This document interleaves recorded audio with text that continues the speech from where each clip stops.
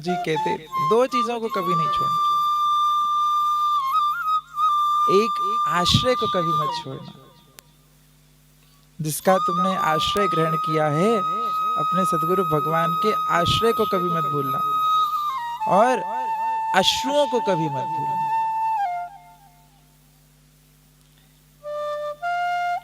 भक्त के दो ही संपत्ति हैं,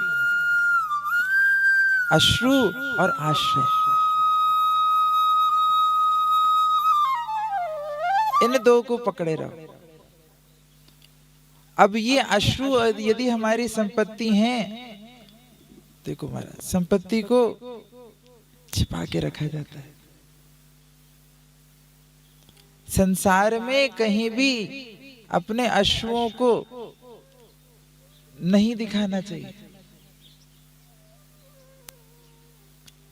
इन नैनों में सदैव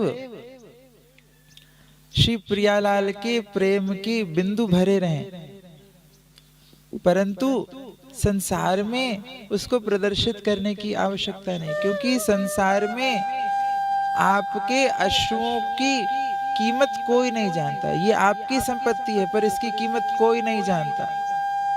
कोई व्यक्ति बाजार में साधारण सा व्यक्ति, जिसको खदान से मान लो कोई हीरे का टुकड़ा मिल जाए और उसको बाजार लेकर के जाए, और बाजार में जाकर के दूध वाले के पास उसको दे, तो दूध वाला उसकी कीमत नहीं पहचान सकता। उस हीरे की कीमत जौहरी ही पहचानेगा।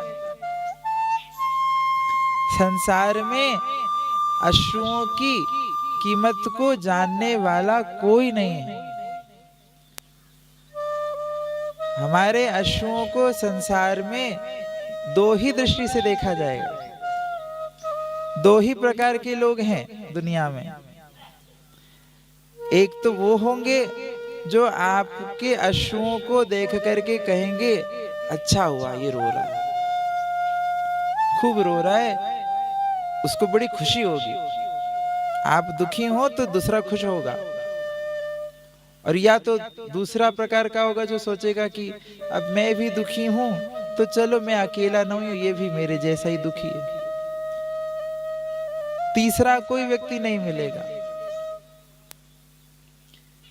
अपने इन नैनों के अश्रुओं की कीमत केवल श्री राधा नयनानंद जू ही जानते हैं। श्री राधा नयनानंद जू का स्थान है, मंदिर है वृंदावन। ठाकुर जी का नाम है श्री राधा नयनानंद जू।